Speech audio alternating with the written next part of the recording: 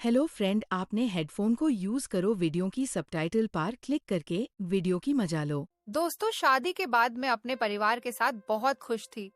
दिन मेरे देवर का दोस्त अविनाश हमारे घर पर आया। फिर उसने मुझे, दोस्तों मेरा नाम शेफाली है। मेरी पढ़ाई पूरी हो जाने के बाद मेरे माता पिता ने मेरी शादी करने का फैसला किया।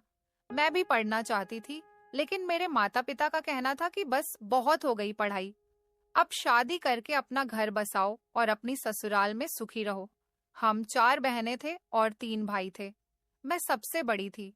मेरे बाद मेरे और भाई बहनों की भी शादी होनी थी। मेरे माता पिता चाहते थे कि वह जल्द से जल्द अपने जीते जी ही अपने सारे बच्चों की शादी कर दे, ताकि वह इस फर्ज से फ्री हो जाएं। अब अपने माता पिता के इस फैसले के आगे मैं तो कुछ नहीं कर सकती थी। मैं बहुत ज्यादा खूबसूरत थी, इसलिए मेरे रिश्ते भी बहुत आते थे। मैं अपने सब बहनों में सबसे ज्यादा खूबसूरत थी। मेरी मम्मी का कहना था कि पता नहीं हमारी बड़ी बेटी किस पर गई है कि भगवान ने उसे इतना खूबसूरत बनाया है। मेरी खूबसूरती की वजह से ही मेरे हर जगह से रिश्ते आ जाते थे। मैं जहां भी जाती थी वहां पर लोग मेरी खूबसूरती की तारीफों के पुल बांध दिया करते थे और अपनी तारीफ सुनने के बाद मुझे बड़ी खुशी होती थी। यहाँ तक कि मेरी सगी बहनें तक मेरी खूबसूरती से जलती थीं। एक दिन मैं एक शादी के फंक्शन में गई हुई थी। वहां पर एक लड़का आया हुआ था। उसका नाम अविनाश था। हम लड़के वालों की तरफ से गए हुए थे और वह लड़का दूल्हे का दोस्त था। वह लड़का बार बार एक टुक नजर से मुझे देखता चला जा रहा था। वैसे ये कोई इतनी बड़ी बात नहीं थी कि पहली बार मुझे किसी लड़के ने इतनी घूर कर देखा हो। मेरी खूबसूरती देखकर तो हर लड़का ही मुझे घूर कर देखता था। उस शादी में एक तरफ स्टेज बना हुआ था और लड़के लड़कियां डांस कर रहे थे और दूसरी तरफ स्टेज पर दूल्हा दुल्हन बैठे हुए थे। वह लड़का अपने दोस्त के कान में ना जाने क्या कह रहा था और दूसरी तरफ पलटकर उसने मुझे देखा था। मेरी नजर उस पर ही थी। मेरी समझ नहीं आ रहा था कि ना जाने मेरी नजरें उसे बार बार क्यों तलाश कर रही थी। वह लड़का बहुत हैंडसम था, उसमें कोई शक वाली बात नहीं थी। लेकिन अब तक इस जैसे न जाने कितने लड़के मुझ पर लाइन मार चुके थे, लेकिन आज तक मैंने किसी को भी लिफ्ट नहीं कराई थी। मैं हर लड़के को इग्नोर कर दिया करती थी, क्योंकि मैं हर दिल की ख्वाहिश बनना चाहती थी। मैं किसी भी एक को पसंद करके सिर्फ उसी की नहीं होना चाहती थी। मैं चाहती थी कि हर लड़का नजर उठाकर सिर्फ मुझे ही देखे और मेरी ही तारीफ करे। भला इतनी खूबसूरत होने का मुझे कुछ तो फायदा उठाना ही था। फाइनली फंक्शन खत्म हुआ और हम लोग घर वापस आ गए थे। अगले दिन पता चला कि मेरा रिश्ता आया है और लड़का भी साथ आया था। मेरे पेरेंट्स तो वैसे भी मेरी शादी करने के लिए बिल्कुल तैयार बैठे हुए थे। मैंने खिड़की से झांककर ड्राइंग रूम के अंदर देखा तो ये देखकर मेरे होश उड़ गए थे कि लड़का कोई और नहीं बल्कि वही लड़का है, अविनाश, जो कल मुझे शादी में मिला था। वह मेरी खूबसूरती का इतना दीवाना हो गया था कि अगले ही दिन मेरे घर पर रिश्ता लेकर आ गया था। इसके साथ था तो कोई नहीं, बस एक खूबसूरत सी लड़की बैठी हुई थी। लेकिन हैरान कर देने वाली बात यह थी कि यह लड़की कौन है। इस लड़की को तो मैं अच्छी तरह से जानती थी। मुझे लगा कि शायद ये इसकी बहन होगी, मगर कुंवारी बहन आने का क्या मतलब बनता था। ये फैसला तो बड़ों के होते हैं। ये लड़की तो कुंवारी लग रही थी। इसके साथ कोई बच्चा भी नहीं था। मुझे लगा शायद बस ये दोनों भाई बहन ही रिश्ता लेकर आ गए थे। मैं खिड़की की तरफ यह सब कुछ झांककर सोच ही रही थी। इतनी ही देर में दरवाजे से मेरी मम्मी बाहर आई और उन्होंने मुझे कहा कि जल्दी जाओ और अच्छे से तैयार होकर आ जाओ, तुम्हें लड़के वाले देखने के लिए आए हैं। मैंने कहा, मम्मी, ये लड़की के साथ लड़की कौन है? मेरी मम्मी कहने लगी कि ये लड़की नहीं है, ये इस लड़के की भाभी है। तुम जाओ, जल्दी से अच्छे से तैयार होकर किचन में चली जाना और सिर पर दुपट्टे का पल्लू रखकर चाय की ट्रे हाथ में लेकर बहुत समझदारी के साथ ही अंदर आना और किसी तरह की कोई गड़बड़ मत करना। यह लड़का बहुत अच्छा है, तुम्हारे पापा को बहुत पसंद आया। हम लोग चाहते हैं कि यह तुम्हें पसंद कर ले और हम तुम्हारी शादी यहीं कर दें।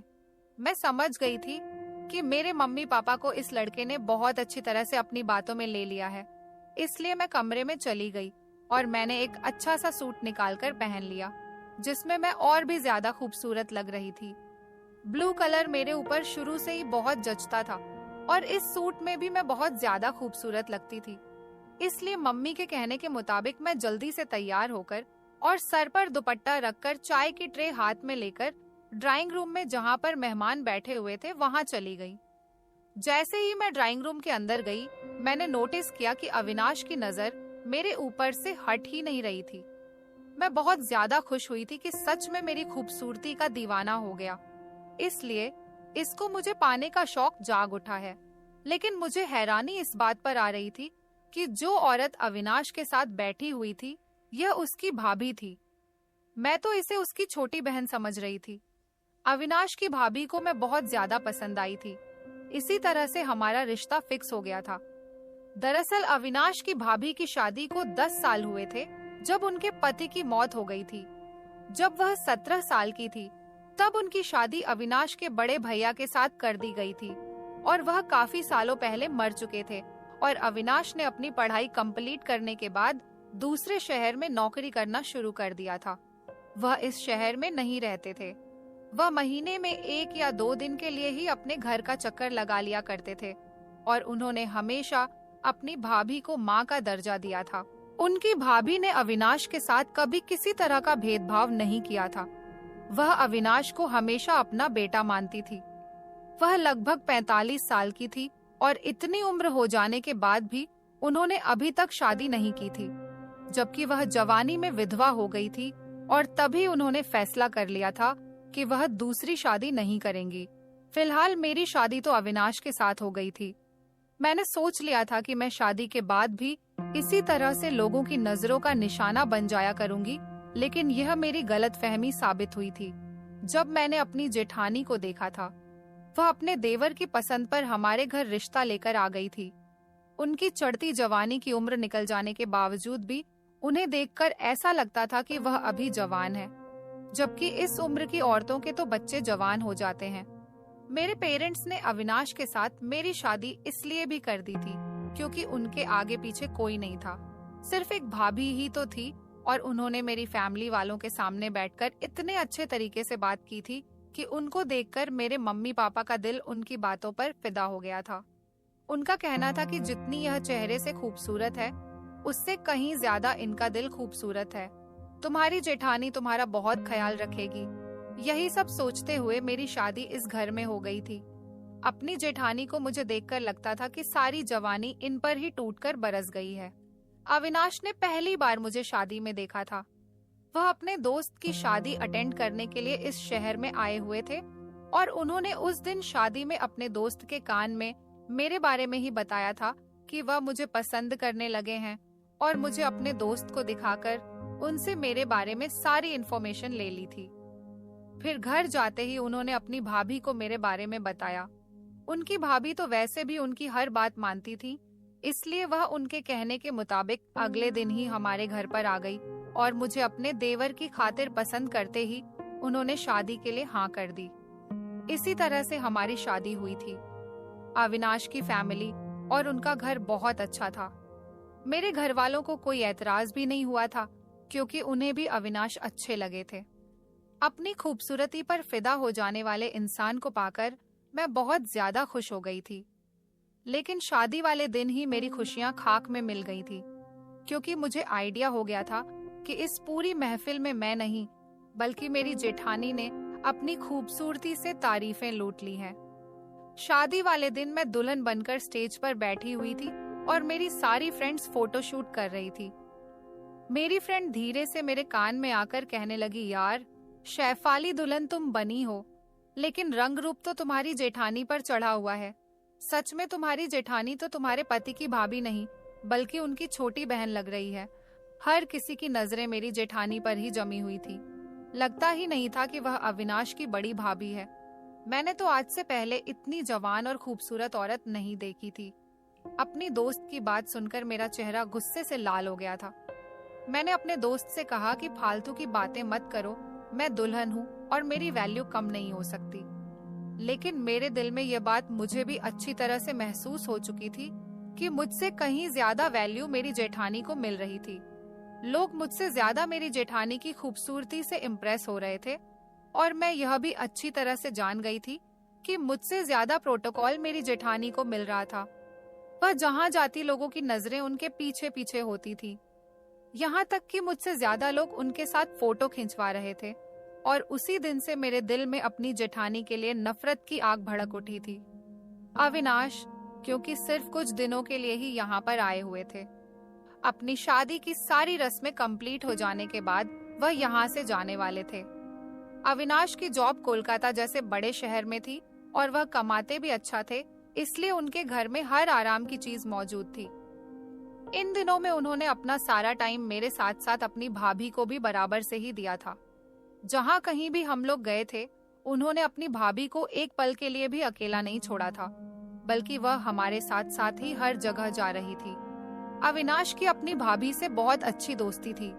सुना था कि जिस दिन से उनके पति की मौत हुई है, उसी दिन से मेरे पति ने अपनी भाभी के लिए अपने दिल में उनकी वैल्यू और ज्यादा गहरी कर ली थी और वह अपनी भाभी को पहले से ज्यादा वैल्यू देने लगे थे और उनका ख्याल रखने लगे थे।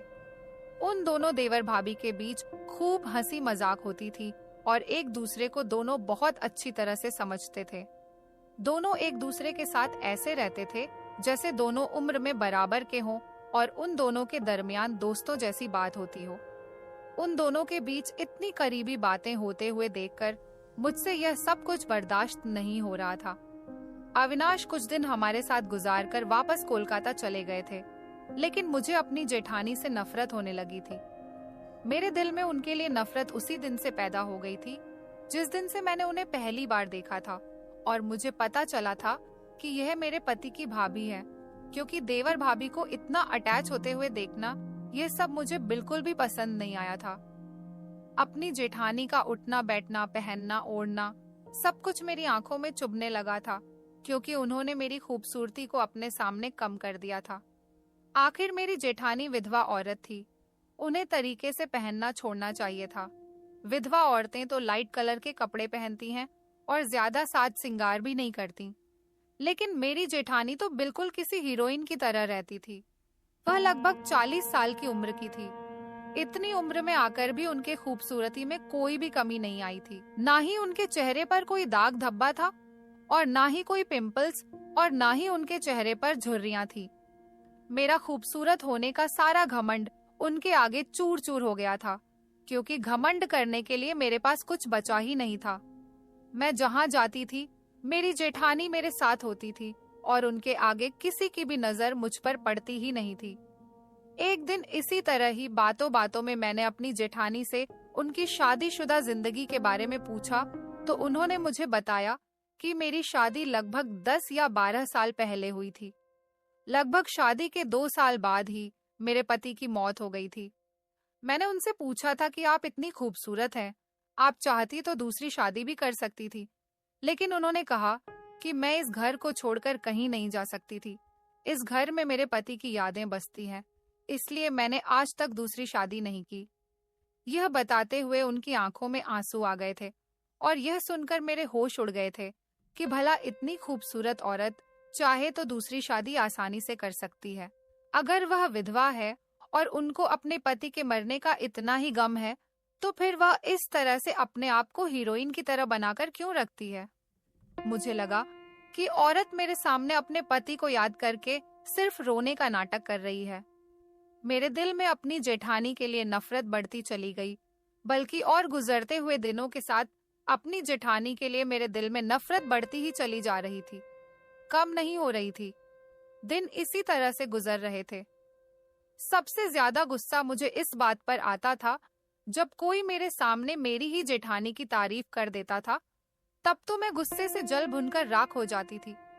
मेरे भाई की शादी आई तो मैंने अपने भैया की शादी के लिए खूब तैयारी की थी और 2 दिन पहले ही पार्लर में जाकर हर तरह की सर्विस भी ली थी। मैंने सोच लिया था कि मैं इस बार अपनी जेठानी को खूबसूरती में मात देकर ही रहूंगी, लेकिन इस बार फिर से मैं गलत साबित हो गई थी। मैं पूरी तरह तैयार होकर अपने कमरे से निकली। मैंने ब्लैक कलर की साड़ी पहनी हुई थी और यह साड़ी बहुत ज्यादा एक्सपेंसिव थी और बड़े शोरूम से खरीदी थी। यहाँ तक कि मैंने अपने सारे गहने भी पहने हुए थे, बल्कि बहुत फेमस पार्लर से मेकअप भी करवाया था और मुझे यकीन था कि आज मैं सबसे ज्यादा खूबसूरत लग रही हूँ। दिल ही दिल में मैं अपनी ही तारीफ करते हुए अपनी जेठानी को जलाने के लिए उनके कमरे में पहुंच गई थी। जैसे ही मैंने अपनी जेठानी को देखा तो मेरी नजर अपनी जेठानी के ऊपर जमकर रह गई थी। मुझे उनसे हरगिज भी ऐसी उम्मीद नहीं थी कि एक विधवा औरत होते हुए मेरी जेठानी ने दुल्हनों की तरह लाल रंग का लहंगा पहन रखा था और वह बहुत ज्यादा खूबसूरत लग रही थी। उन्हें देखकर लग ही नहीं रहा था कि वह एक विधवा औरत है। पता नहीं मेरी जेठानी इतनी ज्यादा खूबसूरत और जवान कैसे नजर आती थी, जबकि मेरी तो अभी नई नई शादी हुई थी। मैं नई दुल्हन थी और अभी 1-2 महीने के अंदर ही मैं इस तरह से ढल गई थी जैसे मैं बहुत ज्यादा बीमार हूँ। मेरी आंखों के नीचे काले घेरे भी हो चुके थे और चेहरे पर पिंपल्स भी निकल आए थे। ससुराल में आ जाने के बाद मेरे शरीर का रंग भी दबा दबा सा हो गया था। मेरे चेहरे की चमक झुलसकर मुरझा गई थी। शायद यह सब इसी जलन का नतीजा था जो मेरे दिल में मेरी जेठानी के लिए पैदा हो रहा था। लेकिन मैं अपनी जेठानी को जब भी देखती तो हैरान रह जाती थी। मैं एक औरत होकर भी दूसरी औरत की खूबसूरती से नजरें नहीं चुरा पाती थी और इसी बात ने मुझे उनसे जलने पर मजबूर कर दिया था। मैंने ना चाहते हुए भी जलन की वजह से उनसे कह दिया कि भाभी, कम से कम आप विधवा औरत हो, इस बात का तो ख्याल रखा करो। विधवा औरत होने के साथ साथ आपकी उम्र भी होने लगी है, जबकि आपको तो लाइट कलर के ही कपड़े पहनने चाहिए, ना कि हैवी और डार्क कलर के। औरतों पर साड़ी या सूट ही ठीक लगता है, ना कि लहंगे वगैरह। आपको देखकर ऐसा लग रहा है जैसे दुल्हन आज आप ही बनने वाली हो। विधवा औरत को ऐसे कपड़े पहनकर जब लोग देखते हैं तो बातें बनाने लगते हैं। मेरी बात सुनते ही मेरी जेठानी को गुस्सा आ गया और वह कहने लगी कि मुझे देखकर तुम्हें कहीं से लगता है कि मेरी उम्र लगने लगी है और मैं सिर्फ तुमसे रिश्ते में बड़ी हूँ और अब भी मैं तुमसे ज्यादा खूबसूरत और जवान नजर आती हूँ। मेरी जेठानी ने खूबसूरत सा सोने का हार अपने गले में पहना हुआ था और एक शातिराना नजर मुझ पर डालते हुए वह अपनी मुझे 5 इंच की हील पटक पटक कर दिखाती हुई कमरे से निकल गई थी। मजबूरन मुझे भी उनके पीछे पीछे ही कदम उठाकर जाना पड़ा था, क्योंकि वह गाड़ी में भी बैठ चुकी थी। कहने को तो वह मेरी जेठानी थी, लेकिन किसी मॉडल की तरह नजर आती थी, जो 45 साल की उम्र पर भी ऐसे परफेक्ट बनकर रहती थी कि मैं उन्हें देखकर हैरान हो जाती थी। सिर्फ मैं ही उन्हें देखकर हैरान नहीं होती थी, बल्कि दुनिया हैरान थी, जिसको उनकी सही उम्र के बारे में ना तो पता होता था और ना ही उनको यह पता होता था कि औरत विधवा है और उसकी शादी को 10 से 15 साल हो गए। लोग उन्हें देखकर अंदाजा लगा लिया करते थे कि वह 20 या 25 साल की जवान खूबसूरत लड़की है, क्योंकि पहली बार जब मैंने देखा था तो मैंने भी उन्हें अपने पति की छोटी बहन ही समझा था। लगभग 2 घंटे का रास्ता तय करने के बाद हम जब शादी हॉल में पहुंचे तो मेरी मम्मी मुझे देखकर गुस्से में कहने लगी, शेफाली, तुम्हारे भैया की शादी है और तुम सबसे लास्ट में आ रही हो। ना जाने कितने मेहमान तो आकर चले गए। मैंने एक नजर अपनी जेठानी की तरफ डालते हुए अपनी मम्मी को इशारा करके कह दिया कि मेरी जेठानी का सजना संवरना खत्म होता तब तो मैं घर से निकलती ना। मेरी मम्मी ने जैसे ही मेरी जेठानी को देखा तो उनकी भी आंखें फटी की फटी रह गई थी और वह हंसकर कहने लगी कि शेफाली, तुम्हारी जेठानी को देखकर तो लगता ही नहीं कि यह विधवा औरत है। ऐसा लगता है जैसे इसकी तो अभी नई नई शादी हुई है। यह तो तुमसे भी ज्यादा खूबसूरत और कम उम्र की लग रही है। मम्मी की बात सुनकर मुझे और भी ज्यादा गुस्सा आ गया था। मेरी जेठानी की वजह से मेरे भैया की शादी की पूरी तैयारी मेरी खराब हो गई थी। हर कोई उन्हें देखकर हैरान होता और उनकी तारीफों में जमीन आसमान एक कर रहा था। किसी को यकीन ही नहीं आ रहा था कि उनकी शादी को 10 से 15 साल हो गए और वह एक विधवा औरत है और वह मेरी बड़ी जेठानी है। बल्कि सब लोग यही समझ रहे थे कि जैसे वह मेरी छोटी ननद है। मैं तो इतने टाइम से अपने भैया की शादी की तैयारी कर रही थी। किसी एक ने भी मुझे नजर भरकर नहीं देखा था, क्योंकि सबका ध्यान तो सिर्फ मेरी जेठानी ने ही अपनी तरफ खींच लिया था और सब मेरी जेठानी को देख देख कर तारीफों के पुल बांध रहे थे। फंक्शन के लास्ट में मेरी जेठानी ने एक बहुत ही अजीब सी हरकत की थी। वह मेरे कजिन भाइयों के साथ इस तरह से बातों में बिजी थी जैसे वह उनको बहुत पहले से जानती हो। काफी देर तक तो मैं उन लोगों को देखती रही थी और जब बात मेरी बर्दाश्त के बाहर निकल गई तो मैंने उनके करीब जाकर फौरन ही भाभी जी कहकर अपनी जेठानी को पुकारा।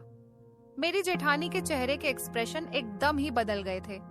उन्हें इस मौके पर मेरा इस तरह से दखलंदाजी करना बहुत ही बुरा लगा था।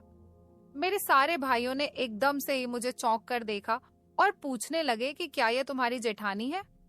मैंने कहा जी ये मेरी जेठानी है। मेरे सारे कजिन ब्रदर फौरन ही हैरान हो गए थे। मैंने अपनी जेठानी से कहा, भाभी जी उधर आपको मेरी मम्मी जी बुला रही हैं। वह मेरे पीछे पीछे चलते हुए गुस्से में आकर कहने लगी, तुम्हें जरा भी तमीज नहीं है? जब लोग आपस में बात कर रहे हो तो बीच में अपनी टांग नहीं अड़ानी चाहिए। और क्या जरूरत है हर किसी को चीख चीख कर बताने की कि मैं तुम्हारी जेठानी हूँ? उम्र में तो तुम भी मुझसे कई गुना ज्यादा बड़ी लगती हो। अपनी जेठानी की यह बात सुनकर मुझे बहुत ज्यादा गुस्सा आ गया था। न जाने वह ऐसा क्या लगाती थी। वह सच में मुझसे उम्र में काफी छोटी लगती थी। मैंने सोच लिया था कि मैं उनका सच जानकर ही रहूंगी, क्योंकि उम्र के इस हिस्से में वह इतनी जवान और खूबसूरत थी, तो इसके पीछे कोई ना कोई बात तो जरूर थी। मैंने भैया की शादी का फंक्शन कंप्लीट होने के बाद जब मैं अपने घर पहुंची तो मेरे दिल में अपनी जेठानी के लिए नफरत की आग बरस रही थी। मेरे पति तो दूसरे शहर में रहकर नौकरी कर रहे थे। इधर घर में सिर्फ मेरे साथ मेरी जेठानी ही रहती थी। वैसे तो मेरी जिंदगी बहुत ही अच्छी और खूबसूरत थी, लेकिन जिस तरह हर मौके पर मेरी जेठानी मेरे हिस्से की तारीफें बटोर लेती थी, यह बात मुझसे बर्दाश्त नहीं होती थी।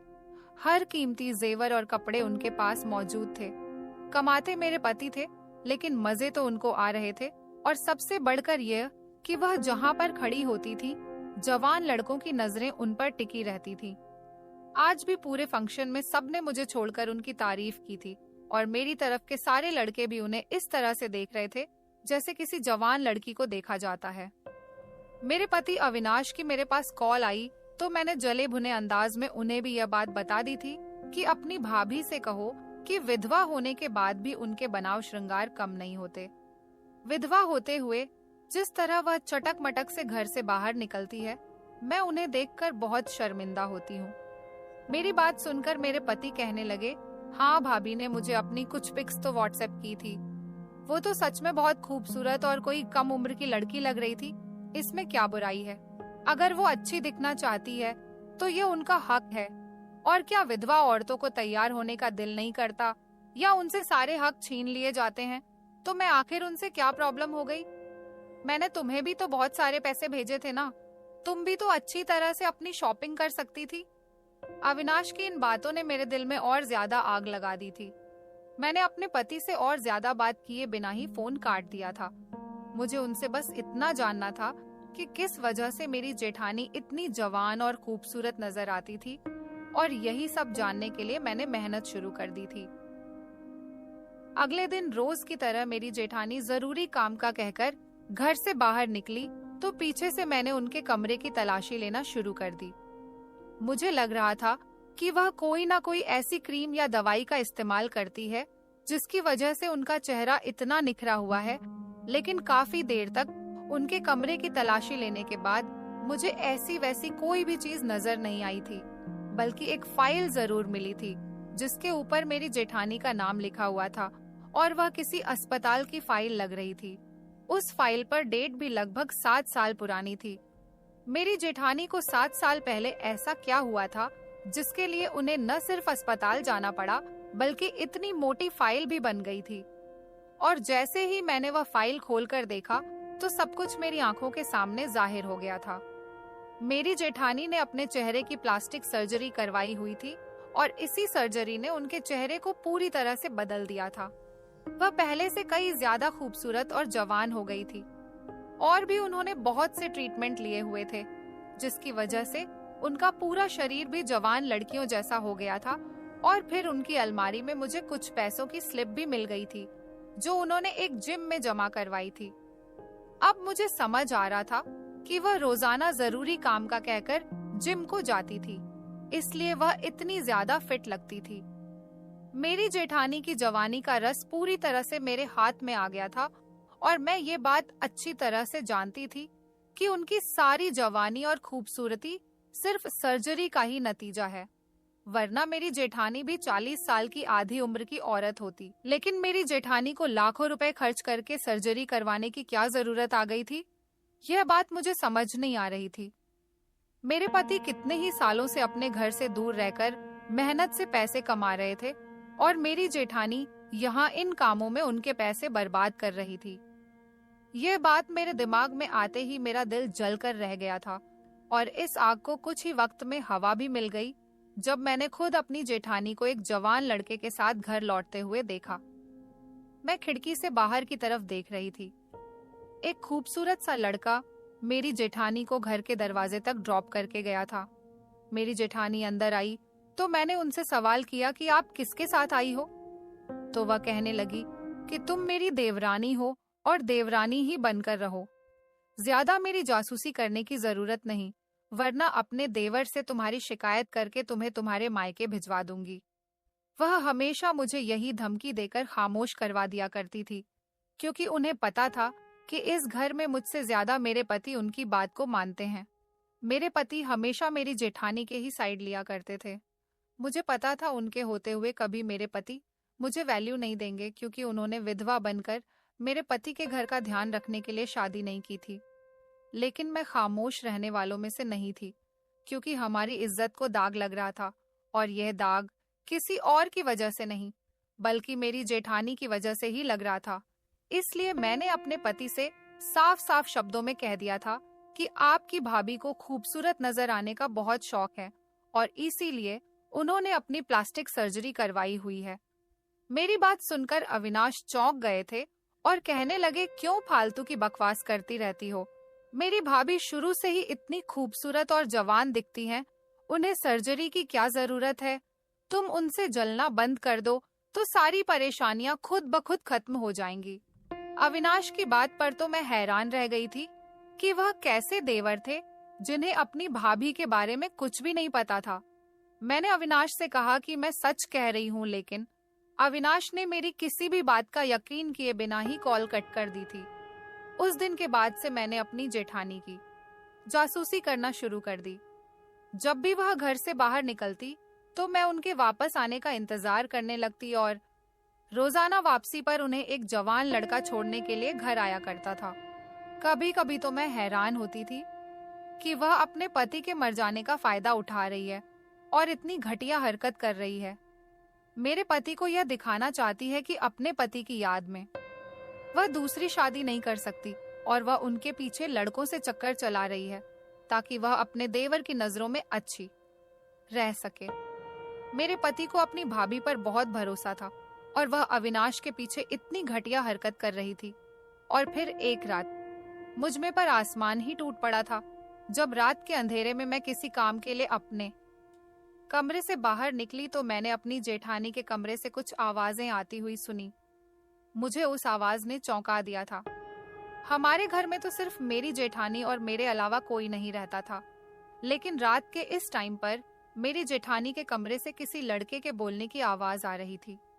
मैं दबे पांव अपनी जेठानी के कमरे तक पहुंची तो मेरे होश उड़ गए थे, क्योंकि मेरी जेठानी एक लड़के के साथ अपने कमरे में मौजूद थी और ना जाने वह दोनों किस तरह की बातों में बिजी थे कि उन्हें इस बात का होश तक नहीं था कि मैं उनकी बातें कान लगाकर सुन रही हूँ। मैंने गौर से उनकी बातों को सुनने की कोशिश की तो मेरे पैरों तले से जमीन निकल गई। मेरी जेठानी कह रही थी कि अविनाश को अभी इस बारे में कुछ नहीं पता और ना ही मैं चाहती हूँ कि उसे हमारी मुलाकात के बारे में कुछ भी खबर हो। शेफाली लाख कोशिशें भी तो कर ले, वह अविनाश को कभी मेरे खिलाफ खड़ा नहीं कर सकती, क्योंकि अविनाश मेरी बहुत इज्जत करता है और उसके लिए मैं ही सब कुछ हूँ। इस लड़के ने मेरी जेठानी का हाथ पकड़ा हुआ था और उन्हें चूम रहा था। कहने लगा, मैं आपसे बहुत प्यार करता हूँ और मैं चाहता हूँ कि आप अपनी बाकी की जिंदगी मेरे साथ गुजारो, मेरे घर में रहकर मेरे साथ।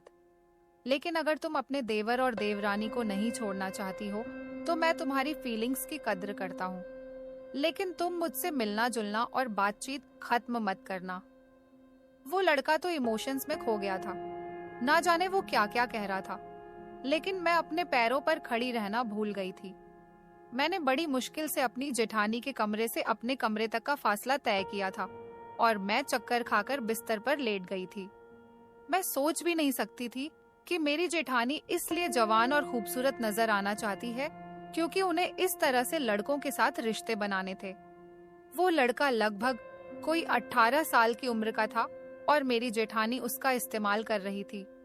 मैंने सोचा कि मैं अपनी जेठानी की सच्चाई किसी भी हाल में सबके सामने लाकर ही रहूंगी। मुझे आइडिया आया कि सबसे पहले तो मुझे अपने पति को फोन करके सब कुछ बता देना चाहिए, लेकिन फिर साथ ही यह ख्याल भी आया कि कुछ देर पहले मेरी जेठानी ने जो बात कही थी वह बिल्कुल ठीक थी। अविनाश कभी भी मेरी बात पर यकीन नहीं करेंगे। उनकी नजर में तो उनकी भाभी ही शरीफ और इज्जतदार औरत थी। बहुत सोच समझने के बाद अपनी जेठानी का राज खोलने के लिए मैंने एक नया तरीका ढूंढ लिया था और अविनाश को फोन मिलाकर उनसे कह दिया कि भाभी की तबीयत अचानक बहुत ज्यादा खराब हो गई। डॉक्टर ने उनके बहुत सारे टेस्ट करवाए हैं और उन्हें कुछ भी हो सकता है, लेकिन भाभी नहीं चाहती कि मैं ये खबर आपको दूं। आप कुछ दिनों के लिए खामोशी से वापस घर चले आओ। अपनी भाभी की बीमारी का सुनकर अविनाश के होश उड़ गए थे और वह कहने लगे कि तुम फिक्र मत करो, मैं कल रात तक ही घर वापस आ रहा हूँ। भाभी को इस बारे में कुछ मत बताना, मैं वहाँ आकर खुद उनसे मिल लूंगा और फिर सब कुछ ठीक हो जाएगा। मैंने अपने हिस्से की चाल चल दी थी क्योंकि यही एक अकेला तरीका था जिसको इस्तेमाल करके मैं अपनी जेठानी की सच्चाई अपने पति के सामने ला सकती थी और इन लड़कों को भी मेरी जेठानी की हकीकत के बारे में पता चल जाता। जब मेरे पति को भी अपनी भाभी की हकीकत के बारे में पता चलता तो वह अपनी भाभी पर भरोसा करना बंद कर देंगे। अगले दिन रात के 8 बजे तक मेरे पति वापस आ गए थे। मैंने उन्हें खामोशी से अपने कमरे में लाकर बैठा दिया था और जेठानी के कमरे में यह कहकर नहीं जाने दिया कि वह अभी दवाई खाकर सो रही है। मुझे सही टाइम आने का इंतजार था।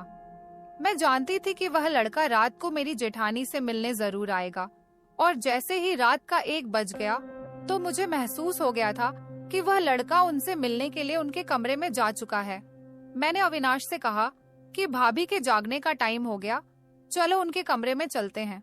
मैं दिल ही दिल में बहुत खुश हो रही थी क्योंकि आज न सिर्फ मेरी जेठानी का सच खुलने वाला था बल्कि शायद हमेशा के लिए मेरी जेठानी की मुझसे जान भी छूट जाएगी और मेरे पति को इस बात का यकीन भी आ जाता कि मेरी जेठानी ने उनकी मेहनत की कमाई को किस तरह से बर्बाद किया। जैसे ही मैं और अविनाश कमरे के अंदर दरवाजा खोलते ही दाखिल हुए तो मेरी जेठानी के हमें देखते ही होश उड़ गए थे क्योंकि वह इस लड़के के साथ बैठी हुई थी और वह लड़का उनके कंधे पर सर लटकाए बैठा था। कुछ देर तक तो अविनाश निशब्द रह गए थे और फिर कहने लगे, भाभी यह सब क्या है और यह लड़का यहाँ पर क्या कर रहा है? क्या आपको पता नहीं है कि मैं इससे नफरत करता हूँ और आप अब भी इससे कांटेक्ट में हो? यह बात सुनकर मैं हैरान रह गई थी कि उनकी भाभी का पहले से ही इस लड़के के साथ रिश्ता था और क्या अविनाश पहले से ही इस बात को जानते थे? अविनाश की भाभी की आंखों में आंसू आ गए थे और वह कहने लगी, मैं क्या करूं? मेरा इसके साथ खून का रिश्ता है।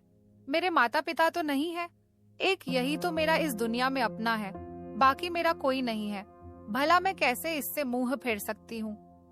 मेरे पति अपनी भाभी की आंखों में आंसू देखकर खामोश हो गए थे और वह कहने लगे कि ठीक है, अगर आप इससे मिलना चाहती हो तो मिल सकती हो, मुझे कोई ऐतराज नहीं, लेकिन मेरे पीछे जब मैं घर में मौजूद हूँ तो आपको इसे बुलाने की कोई जरूरत नहीं क्योंकि मैं इसकी शक्ल तक नहीं देखना चाहता हूँ। देवर भाभी के बीच होने वाली बातचीत ने तो मुझे हैरान कर दिया था।